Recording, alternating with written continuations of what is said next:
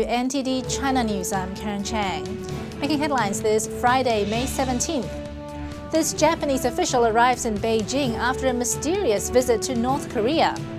Greece's Prime Minister is in China to talk up trade, and a manual telling Chinese armed forces how to deal with the trauma of suppressing Tibetan people. Everyone's wondering what was the purpose of the surprise visit that a Japanese envoy made to North Korea. And although he's been tight-lipped about what happened, it seems like Japan may be entering as a player in diplomatic foray that so far has only involved South Korea, the US, and China. It was a fairly big surprise. Isao Ijima, a Japanese envoy, landed in Beijing earlier today after leaving Pyongyang. The envoy had apparently gone to North Korea on Tuesday. Tensions seem to have cooled in the region after the rogue regime threatened nuclear war against South Korea and the United States. That was in response to stricter UN sanctions imposed on North Korea after its third and successful nuclear test in February. The Japanese envoy was unwilling to discuss the details of his talks with what he describes as the top North Korean leadership. But he did say the talks were serious and lengthy. A long-standing source of tension between Japan and North Korea has been the abduction of several Japanese nationals several decades ago in the 1970s and 80s. Pyongyang has admitted the purpose of the abduction was to train spies. Japanese Prime Minister Shinzo Abe said on Wednesday that he would be open to talks between the two countries over the kidnapped Japanese nationals. Today, the U.S. Special Representative for North Korea Policy, Glyn Davies, said he was puzzled by Ijima's visit. According to Japanese media, Asahi Shimbun, Davies said he did understand Japan's intention to resolve the abduction issue. Greece has been gripped by a financial crisis and only recently managed to access some bailout funding. The country is looking to privatize a host of things, and this week its prime minister traveled to China looking for investment. Trade and investment topped the agenda as Greece's prime minister met Chinese leader Xi Jinping in Beijing today. The main goal of Samaras' visit is to push ahead privatization of Greece's state-owned assets, according to reports by Chinese media.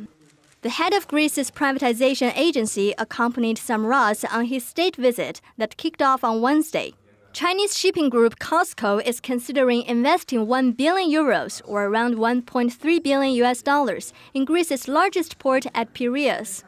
After securing the unlocking of bailout funding from its international lenders, Athens is turning its focus to investments to jumpstart the country's slumping economy, which is in its sixth straight year of recession. Greece and the rest of Europe have been struggling to get out of their economic slump and have been looking to China for new opportunities. But even as Europe looks for trade from China, it is wary of unequal competition from Chinese businesses, many of which have state backing. The European Commission recently approved punitive duties on cheap Chinese solar panel imports. The Commission is also on the verge of approving an investigation into unfair trade practices by Chinese telecom companies Huawei and ZTE. During a meeting on Thursday, Chinese Premier Li Keqiang asked visiting Samaras to help head off those trade restrictions. Toys, clothes, and other items made in China are being reported in growing numbers in the EU's alert system for hazardous goods, or RAPEX.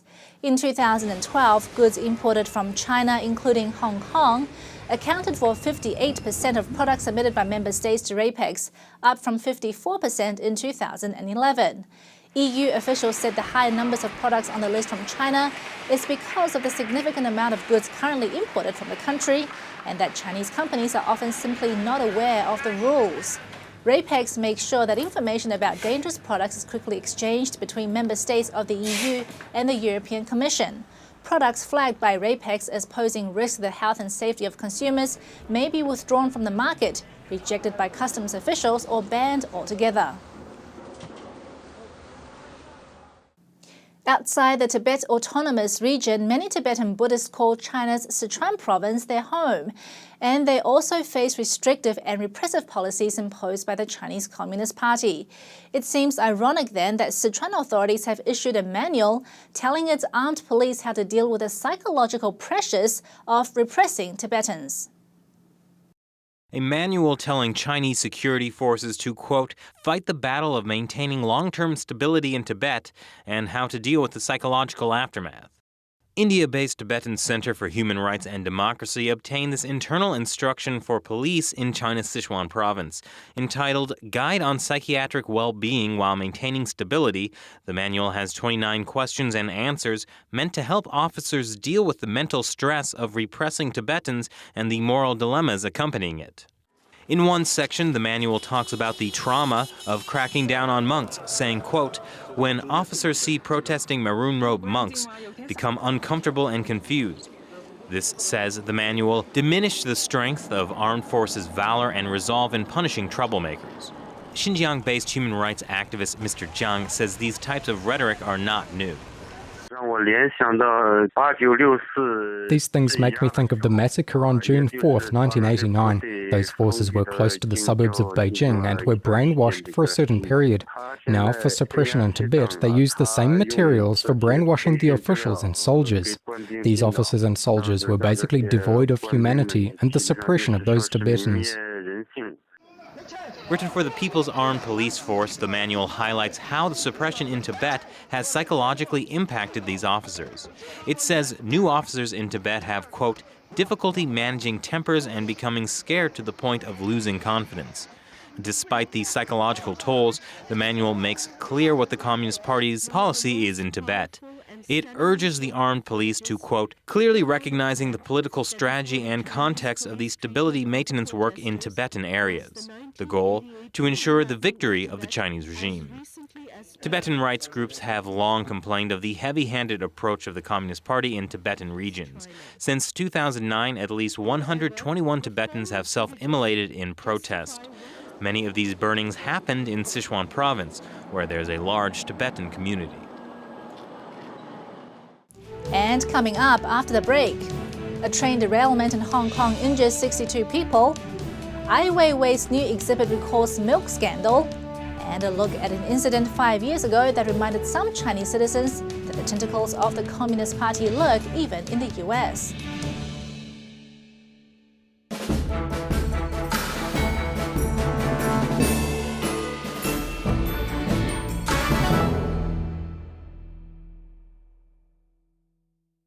And welcome back.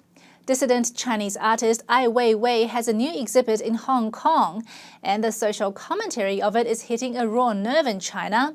The art piece, A Giant Map of China, brings to mind one of the biggest scandals in modern Chinese history. Baby formula is a sensitive topic in China. Mention it, and the first thing that often comes to mind is the 2008 melamine-tainted milk scandal. It killed and sickened infants throughout China.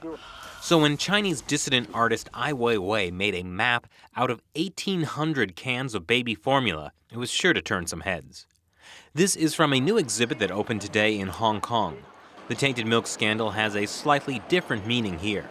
Quality fears in China has resulted in a rush on Hong Kong-made baby formula, often leaving Hong Kong mothers and infants wanting. The situation has gotten so bad that Hong Kong has set limits on how much baby formula people can buy and take with them. Those who go above the 4-pound limit face fines of up to $64,000 and 2-year jail sentences. Of course, Ai Weiwei's exhibit has also taken 1,800 cans of Hong Kong baby formula off the market. The run on milk is not limited to Hong Kong. Shops in Australia and the UK have also reported a rise in Chinese tourists purchasing milk formula and shipping them back to China. The demand for milk formula in China comes from the fact that only 28% of Chinese mothers breastfeed their children, according to a 2012 UNICEF report. This low rate is being blamed on maternity leave time limits and heavy promotion of formula. Heavy rainfall in southern China has killed at least 33 people, according to state media, with another 12 reportedly missing. The rain started coming down on Tuesday, battering 9 of China's 23 provinces. Guangdong has been the worst hit. Some areas in the province saw more than a foot of rainfall. This triggered heavy flooding, with one offshoot of the Beijing River experiencing its worst flooding in a century, according to state-run media. An official at the Guangdong Meteorological Station said that the heavy rain could trigger landslides in some areas. Forecasters also predict that the rain would taper off on Friday, but return to Guangdong on Saturday. Next, we go to Hong Kong, where earlier today a train derailment injured dozens of people. 62 people were injured after a light rail transit train derailed in Hong Kong today. The accident happened as the train was negotiating a turn and then moved off the tracks, according to local media reports. Hong Kong broadcaster ATV showed pictures of emergency crews carrying injured passengers off the train, some on stretchers, and treating people on the scene. When it crashed, the train flipped on its side. The chair in front of me crushed me. The bend is very sharp. The train almost flipped on its side. I was standing to one side in the carriage. The accident damaged overhead cables, train carriages, and tracks. According to reports, at least 4 people were seriously injured and taken to hospital, but most suffered minor injuries.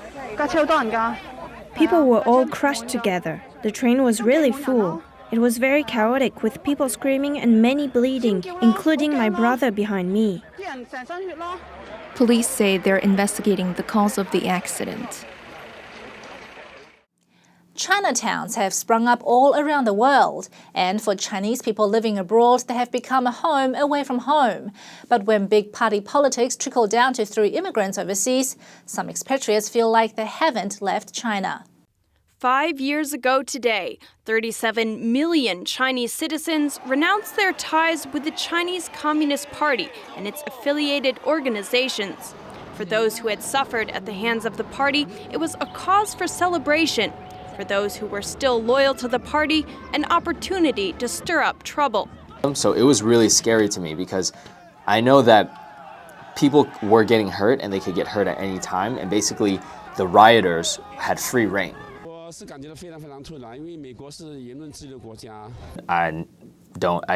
the first time in my life when I lived in America where I truly didn't feel safe. This happened in May 2008 in Flushing, one of the largest Chinese communities in New York. Those being antagonized were Falun Gong practitioners. This group has been persecuted in China since 1999 in a campaign orchestrated by this former Communist Party leader. Those who witnessed the incident say it was part of that persecution. Overseas, they actually extend the persecution from inside China to outside. After the 2008 Flushing incident, China's Consulate General in New York admitted to organizing the protesters. Wen Yi-wang was in the fray when it happened, and she has seen it play out again and again. Because the Communist Party always brainwash people. Like, you have to be loyal to Communist Party. Anyone criticize or anyone against the government is an enemy of the country. In Hong Kong, Communist Party loyalists have organized into a group called the Hong Kong Youth Care Association. Since June 2012, they have harassed Falun Gong practitioners who talk about the persecution in the mainland. Similar incidents in Russia, Vietnam, and Mexico have also shown that the Communist Party's influence goes beyond its borders, but that influence has not translated into more support for the regime. 5 years after the Flushing incident, more than 136 million Chinese people have renounced their ties to the Communist Party. It's part of what's known as the Tuidang movement, an effort started by Falun Gong practitioners to end the persecution. It has also become a statement for Chinese people who are frustrated with the corrupt and bureaucratic regime of the Communist Party. Holly Kellum, NTD News, New York. And that's all for this broadcast of NTD China News. Actually, this will be our last China News broadcast.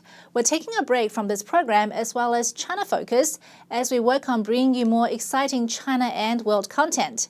On behalf of the China News team, it's been a pleasure keeping you informed about events in China with news you can't get anywhere else. Thank you so much for your continued support. Keep an eye out on our YouTube channel NTD on China for our brand new shows. Have a great weekend, and coming up next is this week's episode of Discovering China. Stay tuned.